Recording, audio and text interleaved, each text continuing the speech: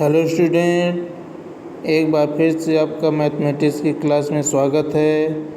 आज हम लोग फिर से एक नए क्वेश्चन के साथ उपस्थित हुए हैं। क्रमिक विभाजन विधि द्वारा समीकरण x³ - 9x + 1 = 0 का x = 2 और तथा x = 4 के बीच वास्तविक मूल ज्ञात करो। ठीक, तो अब देखिए इस क्वेश्चन में f(x) का मान दिया गया है फंक्शन का, और ये भी दे दिया गया है x = 2 और x = 4।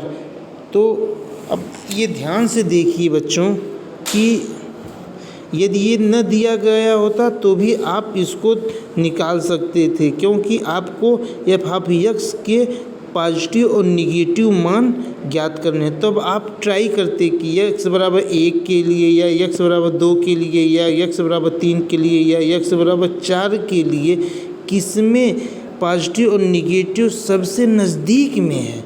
यही हमें सन्निकट मान अप्रॉक्सीमेट वैल्यू फाइंड करना है। कौन सबसे ज़्यादा नज़दीक में है वही हमें ज्ञात करना है। ठीक, तो चलिए ये फंक्शन दिया गया है f(x) बराबर, ठीक है। अब x बराबर अब यहाँ पर दे दिया गया तो इसलिए आपको और आसानी हो गई है। x = 2 अब रख दीजिए। जैसे ही इस फंक्शन में रखेंगे तो यहाँ से देखिए ये निगेटिव मान आ गया, क्योंकि 2³ - 9 × 2 + 1 इस तरह से -9 निगेटिव, और x बराबर जब 4 रख देंगे तो यहाँ से देखिए पॉजिटिव इसका, और 3 पर रखेंगे तो देखेंगे अब ये 3 पर रखने की ज़रूरत नहीं। क्योंकि अब आपका ये दे दिया गया x = 4 और 2 और 4 के बीच में ज्ञात करना। ठीक, तो इसका मतलब अब क्लियर हो गया कि ये पॉजिटिव और निगेटिव दिया गया है। अब इन दोनों के बीच में होगा पहला सन्निकट मान, जो फर्स्ट अप्रॉक्सीमेट वैल्यू वो आएगी 2 और 4 के बीच। जब उनका मध्यमान निकालेंगे तो 2 से भाग दे देंगे तो 6/2 = 3 हो जाएगा। ठीक है, अब f(3) इसका मतलब x = 3 रख दीजिए उस ऊपर वाले फंक्शन में। f(x) बराबर x = 3 रख देंगे तो जैसे ही रखेंगे तो ये क्या आ गया, पॉजिटिव आ गया। इसका मतलब हुआ कि पॉजिटिव 4 पर भी आया था, पॉजिटिव 3 पर भी आया था, लेकिन अब 3 वाला पहले लेंगे। क्योंकि 2 के या निगेटिव की वो ज़्यादा नज़दीक में है। ठीक है बच्चों, तो अब चलिए इसका मतलब कि ये देखिए यहाँ पर लिखा है x = 2 पर निगेटिव आया है, x = 3 पर पॉजिटिव आया है, इसलिए मूल 2 और 3 के बीच में होगा। अब दूसरा सन्निकट मान 2 और 3 के बीच में होगा, तो 2 और 3/2 5/2 = 2.5 आ गया, 2 10.5। इस पर f(x) का मान निकालिए। जैसे ही f(x) का मान निकालेंगे बच्चों तो आप देखेंगे कि इस पर क्या आ गया, निगेटिव आ गया। अब 2 पर भी निगेटिव आया था, 2.5 पर भी निगेटिव। इसका मतलब अब 2 छोड़ देंगे, 2.5 को लेंगे। क्योंकि वो ज़्यादा नज़दीक में है पॉजिटिव के। ठीक, यहाँ पर देखिए 2.5 पर निगेटिव, 3 पर पॉजिटिव। इसका मतलब है कि इन दोनों के बीच में अब होगा सन्निकट मान। ठीक, अभी इनका तृतीय सन्निकट मान जैसे ही निकालेंगे बच्चों तो ये आएगा 2.275। यही आपका सन्निकट मान होगा। ठीक है,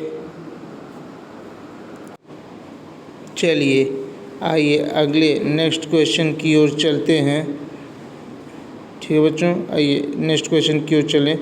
ये देखिए लिखा है क्रमिक विभाजन, वही सक्सेसिव बाइसेक्शन मेथड द्वारा ये फंक्शन दिया गया है।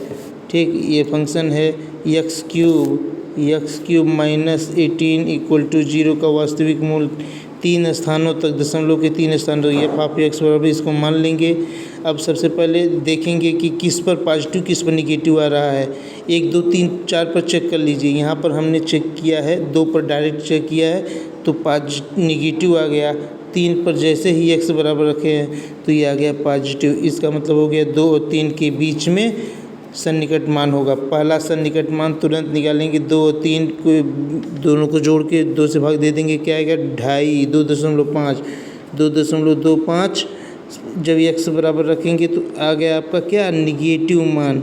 इसका अब क्या पता चला, ये निगेटिव आ गया। अब निगेटिव तो आया था 2 पर भी, लेकिन अब 2 को छोड़ देंगे। क्यों? क्योंकि ये 2.5 ज़्यादा नज़दीक में है, ठीक। तो इसका मतलब ये हुआ कि 3 पर पॉजिटिव आया था, 2.5 पर निगेटिव आया था। इसका मतलब इन दोनों के बीच में अब मोल होगा। चलिए दूसरा सन्निकट मान निकलते हैं। 2.5 प्लस 3 यहाँ पर ये आ जाएगा 5.5, 2.75। अब यही 2.75 एफ ऑफ एक्स पर रखिए, ऊपर वाले पर। जैसे ही यहाँ पर देखिए यहाँ रखा गया है, ये यहाँ पर जैसे ही रखेंगे तो आ गया क्या, पॉजिटिव। अब देखिए 3 पर भी पॉजिटिव आया था, लेकिन 2.75 ज़्यादा नज़दीक में है निगेटिव के, ठीक। तो अब ज़्यादा नज़दीक में है, इसका मतलब 2.75 और 2.5 पर निगेटिव आया था। इन दोनों के बीच में मोल होगा, ठीक। यहाँ पर ये दिया गया है, तो इन दोनों का तृतीय सन्निकट मान निकाल लेंगे। दोनों को जोड़ के 2 से भाग दे देंगे तो 2.625 यही तीसरा सन्निकट मान होगा। और यही 3 दशमलव के 3 अंक तक बोल रहा है, तो ये आ भी गया, तो इसका मतलब यही आपका सही है। चलिए आइए बच्चों फिर से एक बार फिर से देखते हैं। ये समीकरण दिया गया है, ये आपका समीकरण, ये भी क्रमिक विभाजन x³ - 4x - 9 का क्रमिक विभाजन विधि द्वारा दशमलव के 3 स्थान। तो ये एफ ऑफ एक्स बराबर हो गया x³ - 4x 9। अब x बराबर इसमें देखिए नहीं दिया गया कि किन के बीच में ज्ञात करिए, लेकिन अब आप अपने से x बराबर 2 रख लीजिए, 1 रख लीजिए, 3 रख लीजिए। कौन सबसे ज़्यादा नज़दीक में पॉजिटिव और निगेटिव है वही संख्या ले लीजिए। तो यहाँ पर जैसे ही रखेंगे देखिए लिखा है x बराबर 2 के सभी कम से कम रखने पर ये क्या आ रहा है, निगेटिव आ रहा है। और 3 पर रखने पर क्या आ रहा है, पॉजिटिव। इसका मतलब अब इन दोनों के बीच में ही होगा। x बराबर 1 रखेंगे तो भी निगेटिव आएगा, 4 रखेंगे तो भी पॉजिटिव आएगा, लेकिन 2, 3 ज़्यादा नज़दीक में है एक दूसरे के। तो अब विभाजन विधि द्वारा देखिए यहाँ से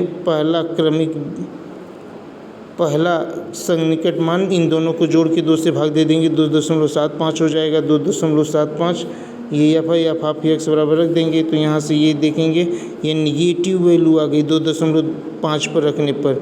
जैसे ही निगेटिव आई और 3 पर पॉजिटिव है, तो अब इन दोनों के बीच में, इसका मतलब कि इनका सन्निकट मान होगा 2.5 और 3 के बीच में। अब दूसरा सन्निकट मान ये हो जाएगा 2.5 प्लस 3/2, तो 2.75 आ गया। अब 2.75 पर चेक करेंगे कि इनका मान क्या आ रहा है। एफ ऑफ एक्स पर रख दीजिए ऊपर। जैसे ही रखेंगे ये देखिए निगेटिव वैल्यू में ये एक्स बराबर 2.75 पर रखे तो ये आ गया आपका पॉजिटिव, और 2.5 पर निगेटिव आया। अब इसका मतलब हो गया इन दोनों के बीच में होगा सन्निकट मान, इनके बीच में मूल होगा, ठीक।